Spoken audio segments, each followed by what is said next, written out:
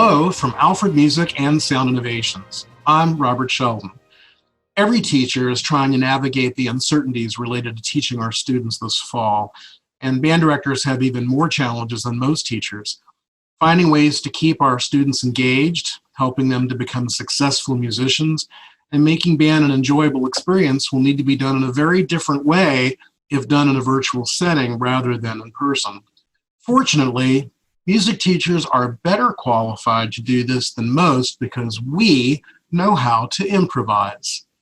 Here at Sound Innovations, we're hoping to find ways to help you and your students keep the music alive during these unusual times. And that includes providing you with materials and online resources that are proven effective and easy to use. Using a combination of Sound Innovations, the free SI Online resources, Smart Music, and performance music from the Sound Innovations Performance Series, we can help you continue to provide a successful and enjoyable experience to your students while not creating more work for you and hopefully saving you some time. I'd like to introduce one of our authors, Peter Boonshaft, to explain how these four components can work together to help you and your students this fall. Peter. Thank you, Robert. I'd like to share with you some practical ideas for using Sound Innovations Book 2 in the new educational environment we find ourselves. Each passing day seems to confirm that we'll be working with our students in small in-person groups, online, or in a hybrid model. So we just have to think of different ways to do what we've always done. Thinking through the process as well as the product of how we teach, leaning on all of the available resources, like those we're going to talk about in this video, and having a detailed plan for what we're going to do in each of those three educational environments. Sound Innovations Book 2 is divided into 4 sections. Review of Book 1 concepts is the first section. Then we launch into new rhythms and meters using Book 1 notes and keys so that we can isolate a concept, teach it, practice it, reinforce it all on one page. Then the next section of the book are all of the new notes and keys using Book 1 rhythms and meters to isolate in the same fashion. Then the rest of the book combines all of those concepts together. To that end, we want to provide you with 2 amazing resources for your students as they start this school year, SI Online and Smart Music. To view tutorials on how to use SI Online or Smart Music, you can go to alfred.com/SIOnline or academy.smartmusic.com for step-by-step directions. First, SI Online, which gives free access from all types of devices, Chromebooks, laptops, cell phones, as an ebook, or even shown on a Zoom screen. It has all of the instrument-specific audio recordings with and without accompaniment for every line in the book, including the tempo changer right on the screen to accommodate those who need to practice a bit slower to achieve success, or those who need to practice faster to stay challenged. They also feature the ability to loop in and out of a difficult passage to solidify progress. The remarkable quality of these recordings allows students to work on modeling characteristic tone, whether at home or in school. It also has all the amazing instrument family video instruction that covers concepts in the book, as well as ensemble skills such as balance, blend, phrasing, foreground and background, and the like. So you can teach a concept and then students can review and reinforce it online. Or you can assign a video to be watched at home. Here's Chris Bernitas to demonstrate how easy it is to use SI Online and some of those features. Thank you, Peter. First, I'm going to share my screen with you all. So you can see the layout of the web page is just as clean and clear as the layout inside each of the Smart Music books. Very easy to find, sionline.alfred.com. You put in the product number on the back of the teacher score to access all of the information in the student books. And students are going to put in the number on the back of their specific book to access the material that's appropriate for them. Type it in, you click go, and it'll show up here in the list of products that are available. Now, as a teacher, you can have multiple books in here. You can see that I have book 1, Sound Development for strings, and many other books as well. You don't have to type in a new product code for each book that you're putting in, and it's very easy to access them once they're in there. So here we go, let's find our way to book 2. Once you open it, you see that this matches the content inside the book. We have the 4 levels, plus some additional content at the bottom. There are filters to help you filter what you want to find to help find your way there faster. If I only want to see the audio, I can click the audio, video, and PDF. Let's take a quick look at the opening audio.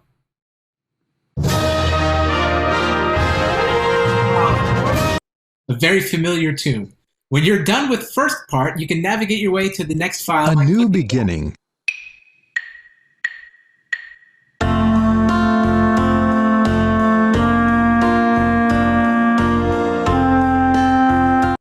Students can play along and listen. You can see the advanced tools where you can speed up and slow down and loop in and loop out.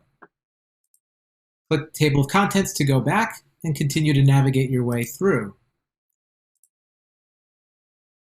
Let's take a look at some video. How about some warming up and tuning? Now that you've been playing for a while, I just bet your band directors have talked to you about tuning your instruments. And that's something we really should discuss here today. But remember, before you tune your instrument, you need to make sure that your embouchure and your instrument are properly warmed up. So we're going to The thing that's going to be really nice with these videos is that while we can't necessarily be in school with our students, this provides them a little bit of that comfort at home, inviting a teacher in with them, and in this case, Robert Sheldon, which I always liked having in my classroom. Once you go back, you can find your way through. It's very easy to navigate through the various exercises. Here's a chromatic scale. Let's take a look at one of those. Chromatic scale.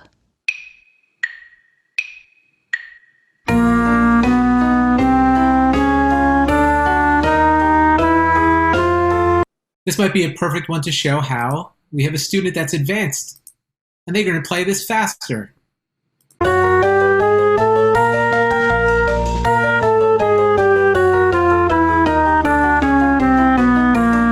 So you have various tools to help make sure that you meet the needs of all the students that are in your class.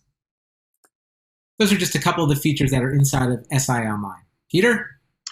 The other amazing resource we're excited to share with you is Smart Music. Students can see an exercise and hear the accompaniment. They can use the assessment tool, which shows notes in red that are played incorrectly, or green when played correctly. This gives students immediate feedback, preventing them from practicing something wrong. It also can allow us to track student progress and practice time, saving us untold hours of work. It also has tempo control and the ability to loop a passage. But one of my favorite things is that a student can simply hover over a note and view the correct fingering for any note they choose to look up.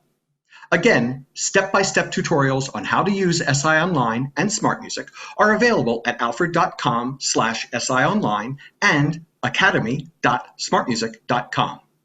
Chris, why don't you show them how easy it is to use Smart Music? Sure. So the first thing to do is to find the books.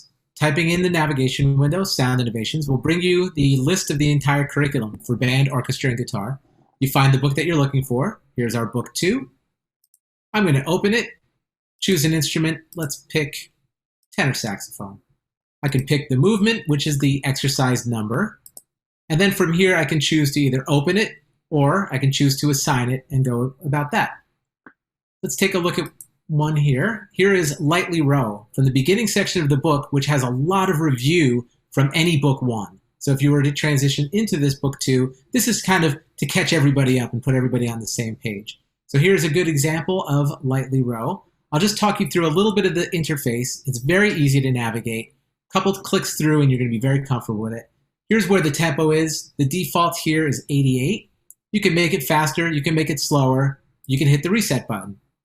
Right here is the handy tuner, which Mr. Sheldon reminded us that we have to tune up our instruments before we play. And it shows up very clean, very easy to see, and it's a fantastic tool to get our students started. And then we have our navigation buttons here. We have a play button, which is when we're going to practice, and you have the record button, which is when you're going to assess and get the red and green and yellow. Right now, we're just going to give a listen. Up here, you can turn on and off a metronome. You can turn on and off a synthesized realization of the instrument, and you can turn on and off the accompaniment. Now, as this plays, I'm going to turn each of those on and off so that you can hear how that sounds if you were doing this in real time.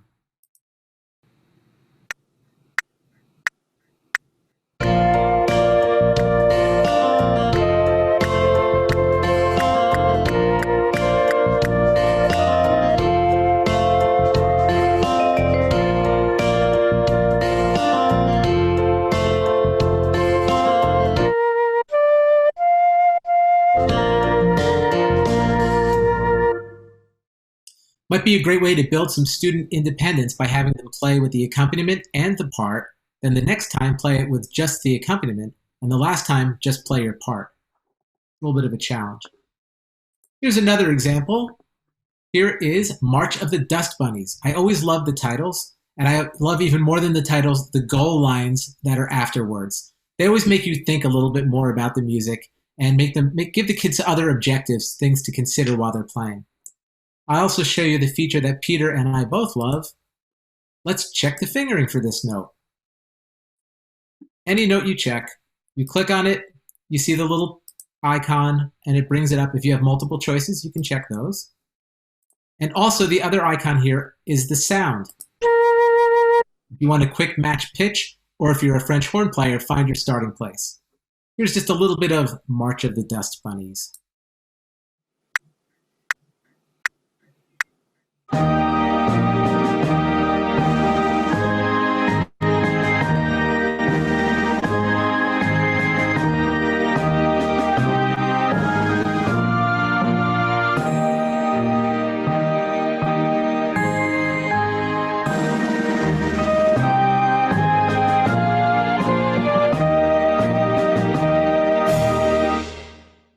There's a lot to teach your students through this exercise. Phrasing, dynamics, contrast, style. Give them a great assignment. This example, chorale number 1, is from the back section of the book where the ensemble skills are developed and worked on. All the technique exercises, there's interval exercises, and then these beautiful chorales. I'm going to give you a little bit of a sample of that, and then we'll chat about it.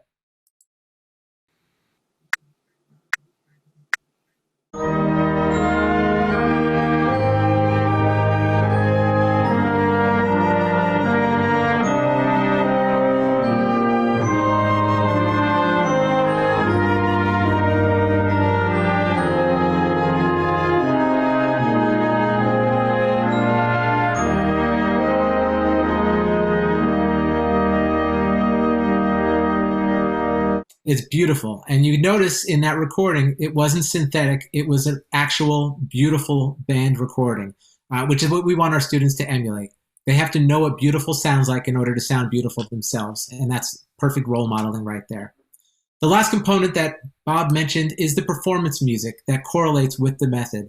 So you can search Robert Sheldon in Smart Music, and you can find many pieces in here that are correlated in the series. Many great writers in this series, including Bob Sheldon. I have a couple of tunes in there. Scott Watson, Brian Beck, something to suit all of your needs and to motivate your students to, well, keep them happy. Back to you, Peter. You know, Chris, you hit the nail on the head by saying to motivate our students. Of all the things that we as band directors need to do for our students, it's to inspire them, to motivate them. Despite whatever educational environment we find ourselves, that has to be primary. We have to get them to fall in love with playing their instrument, fall in love with music. To that end, Robert, why don't you share some ideas about making it fun and enjoyable? Well, one advantage we have as band directors is our subject matter is music. So that's already fun, or it should be, but we can even make it more fun by providing the students some interesting types of activities that maybe we wouldn't even do in the classroom. This would be something extra we can do so we can take advantage of the situation, maybe try something new. For instance, we can plan some remote learning games that you can play online with the class to keep the students motivated and have some fun. Might be nice to have some prizes for the kids, for whoever does best.